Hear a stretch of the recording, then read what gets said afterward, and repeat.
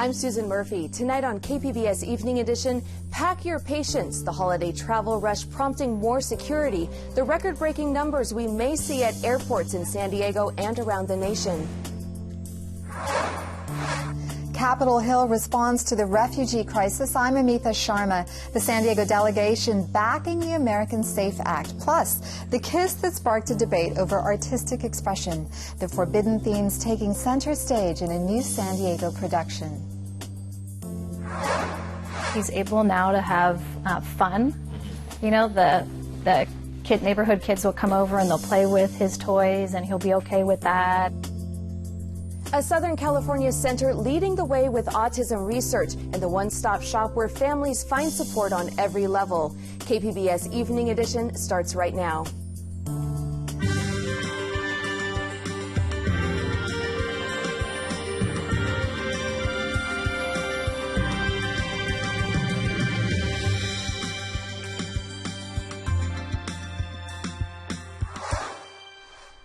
Good evening. Thanks for joining us. It may be President Barack Obama's last chance for immigration reform. Legal papers were filed today for the court's immediate review of the Deferred Action for Parents of Americans plan. The program protects from deportation and gives work permits to as many as 5 million immigrants living in the country illegally. Texas is the lead state in the lawsuit. It has 30 days to respond. More drug busts on the high seas. Coast Guard officials say their restored operating budget has helped their mission against the illegal drug trade. This is what $800 million worth of cocaine looks like. The Coast Guard offloaded more than 25 tons worth at a port in San Diego yesterday. The crew seized the drugs in the Eastern Pacific Ocean Drug Transit Zone. Raids have seized at least 158,000 pounds of illegal drugs this year. This adds up to more than what was caught in the last 3 years. An alleged hate crime targets a Muslim student at San Diego State. Police say a man pushed a woman yesterday afternoon in parking lot E. They say he pulled her scarf off and made threats based on her ethnicity. They're still searching for the suspect. Campus President Elliot Hirschman says the university condemns all form of bigotry and any efforts to intimidate, harm, or demean any members of our community. Guns blazing, hostages seized at a hotel in Mali. One American was killed in today's terror attack. Associated Press reporter Matthew Burgoyne shows us the fighting on the ground. Islamic extremists armed with guns and throwing grenades stormed a hotel in Mali Friday, killing multiple people and taking numerous hostages. Malian troops, backed by special forces from the U.S. and France, reacted quickly. Once again, terrorists want to make their barbaric presence felt everywhere, where they can kill, where they can massacre. So we should once again show our solidarity with our ally Mali. Dozens of people were held hostage, including some Americans. After several hours, the hotel siege was over and special forces were searching for victims. Ambulances were rushing the injured to a nearby hospital. Guests at the hotel, located in Mali's capital, Bamako, came from multiple countries, including China, the U.S., and Turkey. Many perceive the attack as a new assault on French interest, just 1 week after the deadly attacks in Paris that left 129 dead and hundreds injured. Mali, a former French colony, has received assistance from France against Islamic extremists, prompting threats against France and French interest from Al-Qaeda's North Africa arm to the Islamic State group. Matthew Burgoyne, Associated Press. Following up on a Capitol Hill vote aimed at protecting the nation's borders from a terror attack, Amita Sharma takes a closer look at the measure from both sides of the aisle. At least one of the terrorists in last week's Paris attacks pretended to be a Syrian refugee entering Europe.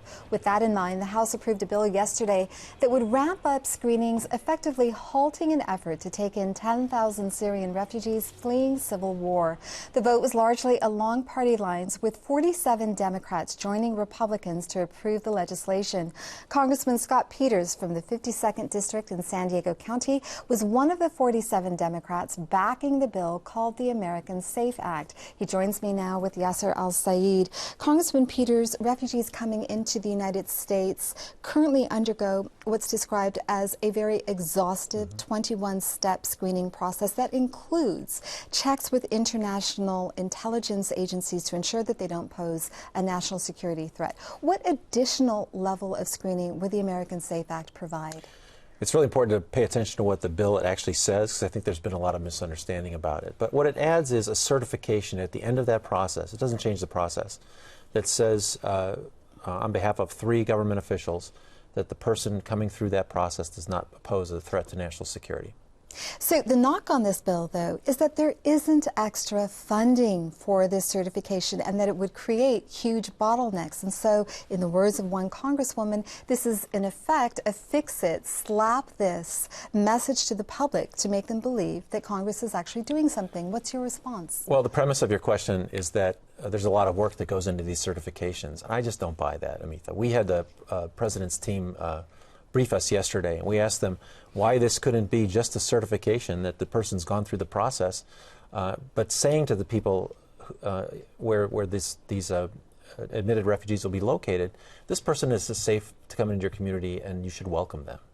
And they came up with no reason why we could understand that it was that much work, extra work. So we thought, in an effort to facilitate the relocation of people and to deal with the real fear that's out there, it would be great if the government would stand behind this process and give that certification. We didn't think it was that much of a burden.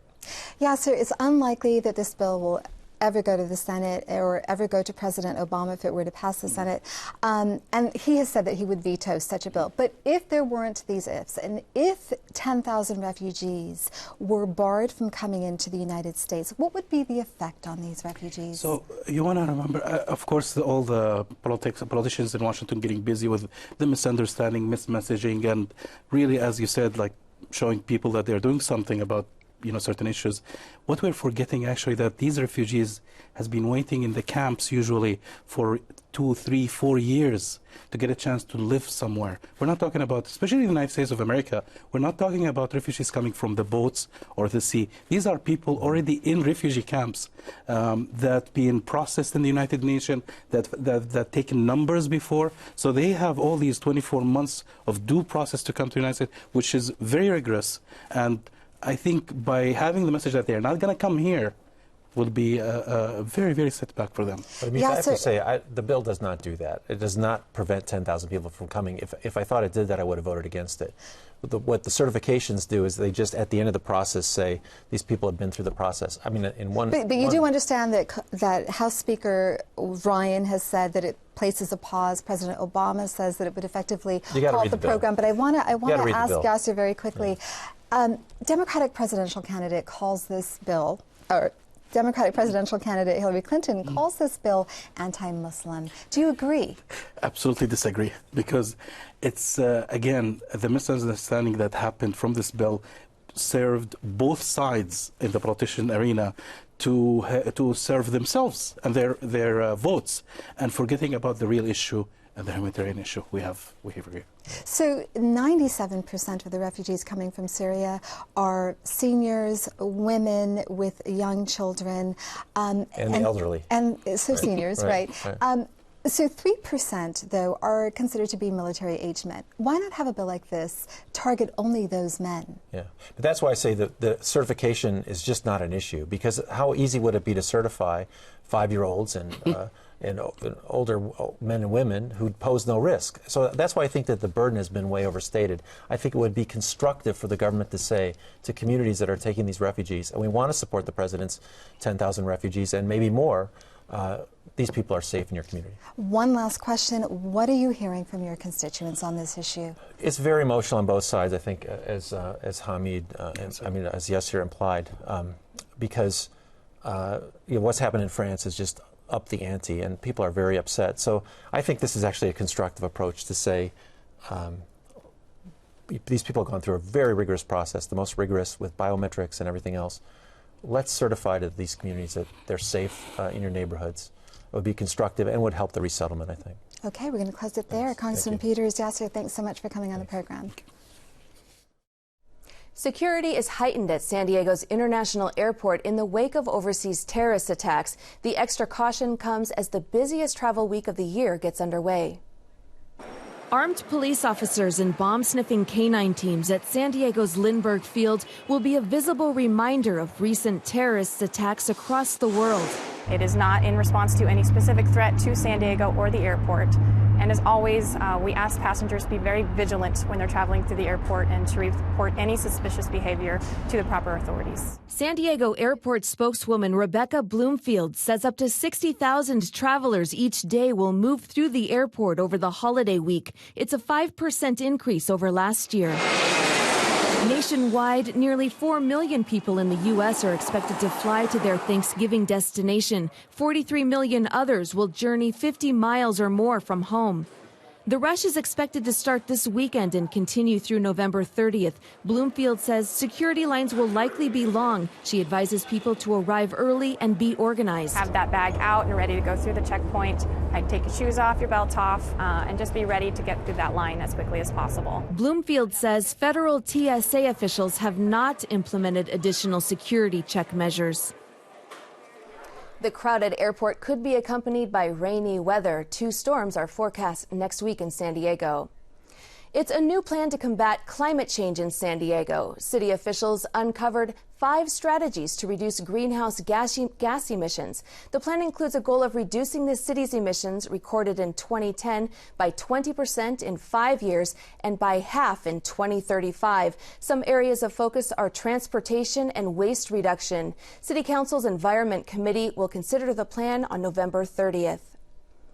It could get easier for growers of medical cannabis to transport their crops to California dispensaries. Officials say Governor Jerry Brown's new legislation to regulate cannabis may help. Currently, transporting marijuana is a risky ordeal. Being stopped could mean confiscation of the crops and hefty fines.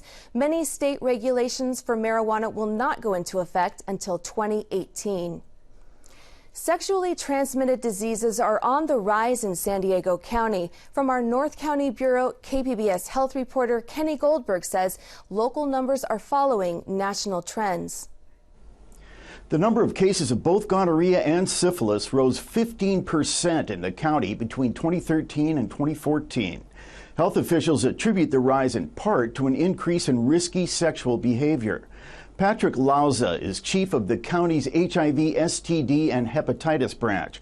He says it can be tough for someone to recognize that they have an STD. Certainly some people can be infected and not have any symptoms, and sometimes healthcare providers might not recognize the symptoms, and that's particularly true for syphilis. But left untreated, these diseases can cause serious health problems. Lauza recommends that people who are sexually active should get tested for STDs at least once a year. Kenny Goldberg, KPBS News. The U.S. Centers for Disease Control say 1 in 45 children has some form of autism. Just north of here in Orange County, there is a research facility that also serves as a therapy center for autistic children and their families. Peter Weitzer takes us inside. The sheer joy of a child at play. You would never know by looking, but he has autism. He's here for one of his regular sessions at the Center for Autism and Neurodevelopmental Disorders. The center is a partnership between Chapman University, Chalk Children's, UC Irvine, and foundational supporters. It's a one-stop shop where parents, like Danielle Allison, can not only get therapy for her son, but support on every level. I've learned how to parent a child on the spectrum, which is not easy. I've learned how to be an advocate for my child's treatment. I've learned how to be an active participant and collaborate with my school district in order to come out with the best possible individualized educational plan. And most importantly, my son is happier. Psychologist Michelle Ochen says early diagnosis is just the first step of many provided at the center. The second part, and this is where the real work begins, is when we start the interventions, and to be able to say, these are the interventions that we recommend, and you can do all of those right here. And in fact, let me give you this information about a program we have here that can help connect you with school services, and you can come back here. We have parenting practices, and it's a a community resource where they've already been, they're familiar with the staff, so it's a place that they're comfortable with and can develop a relationship with. So I think it's an invaluable resource to have all of that kind of in one setting. The center also has specialists who act as liaisons between parents and the schools. Children spend a quarter to a third of their day in the school, and many children with autism receive the vast majority of their therapeutic services at the school. So it's vital that the clinic collaborate with our educational systems. We believe if they really understand the system, they will be more meaningfully involved. They will have better relationships with the schools. They will understand the quality services the school is offering, and there'll be better outcomes for the child. The center's also playing a major role in scientific research, looking at the core causes of autism. Inside this UC Irvine lab, researchers are studying autism at the cellular level. Lead researcher John Gargis is so enthusiastic about his work, he took nearly 10 minutes to answer our first question. So we have a cohort of patients that we've been following for a very long time, basically a very rich database on these very specific sets of patients, looking at how one nerve cell talks to another nerve cell in models of autism. And let me then jump way back to the beginning. And one that we're very strongly focused on here in the center has to do with how cells talk to one another at the most fundamental level. Gargis and his researchers believe that autism may be linked to a rhythm disorder in communications with brain cells. So they hope to develop drug therapies that would help correct the misfires, much like an anti-seizure medication or drugs that keep heartbeats in rhythm. So we're not looking to do things like sedating somebody or making somebody less anxious. We want to target the core causes of the disorder. Again, we sort of view it as something like a rhythm disorder in the neurons. We know we can change rhythms in hearts. We can change rhythms in neurons in seizure disorders.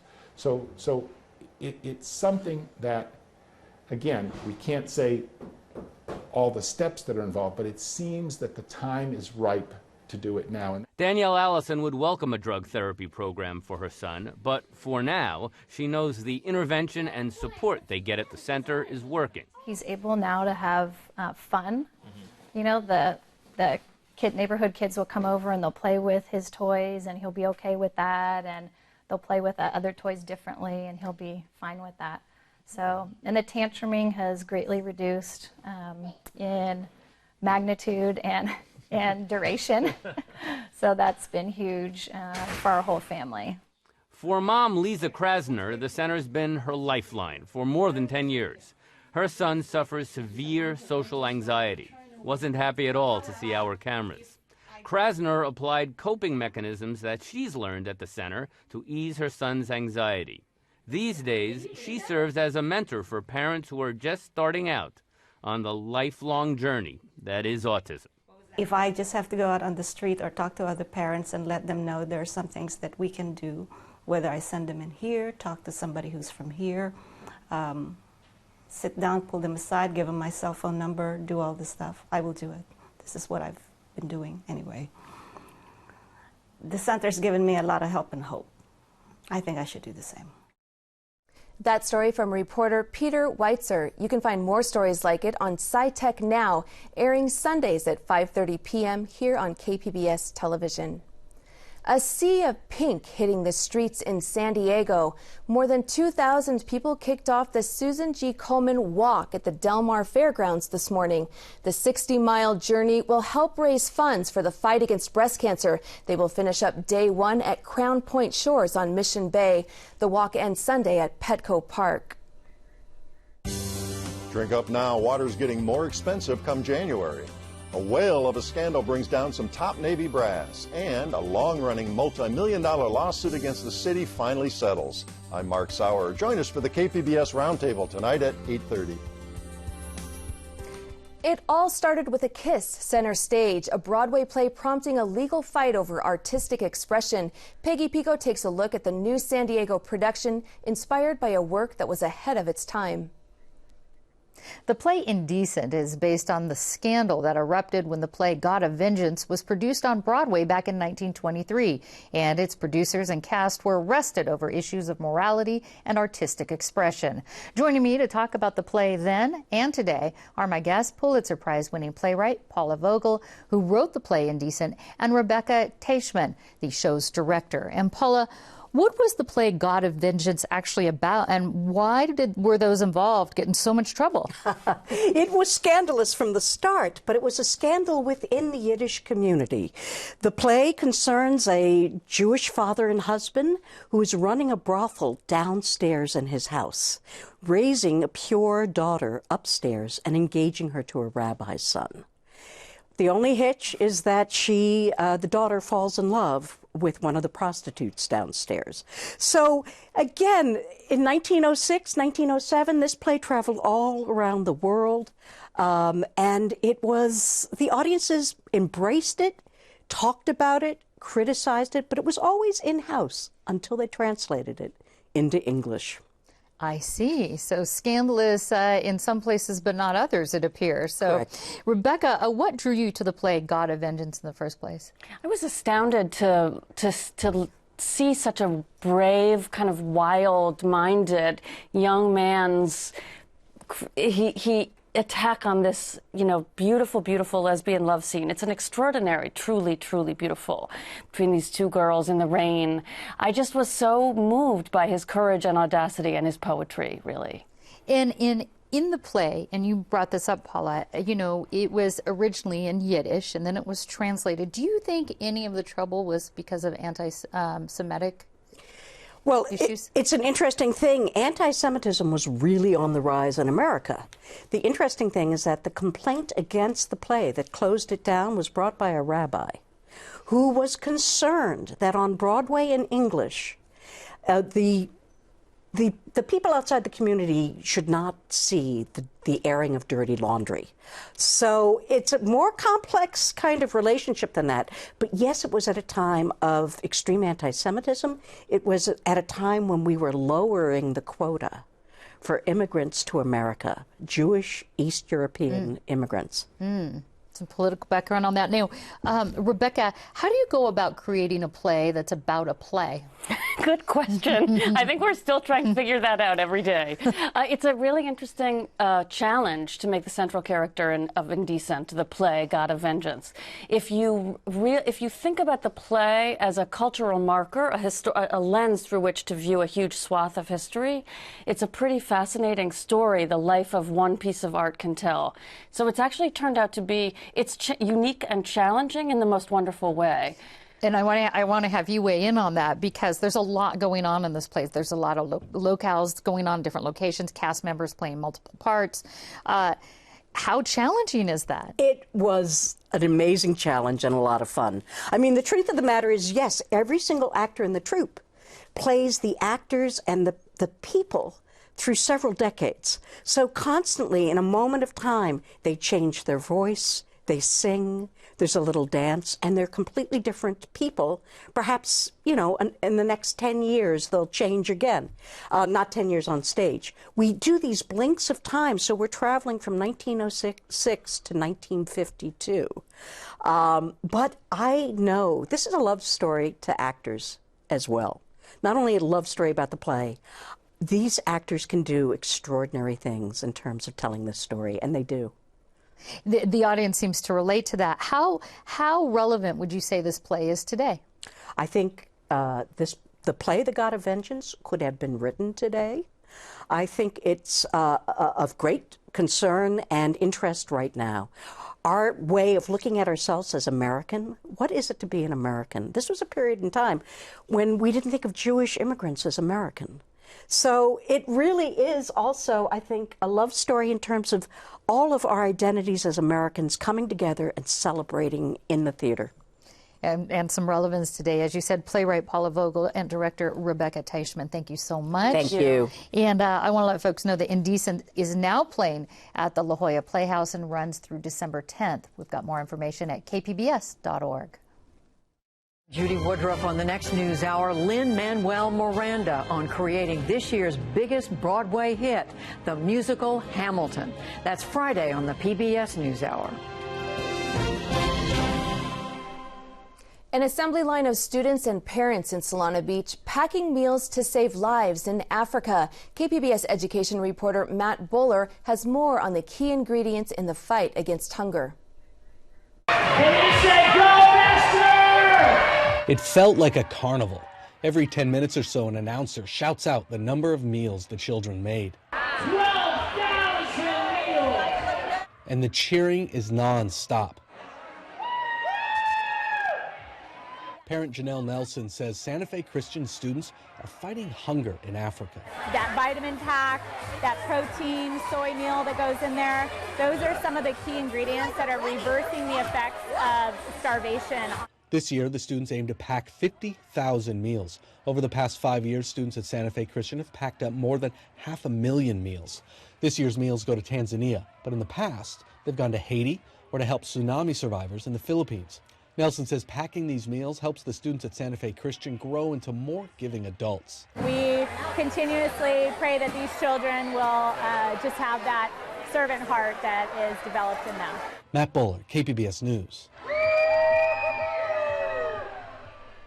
San Diego traded in boots for flip-flops, enjoying beach weather in the middle of November.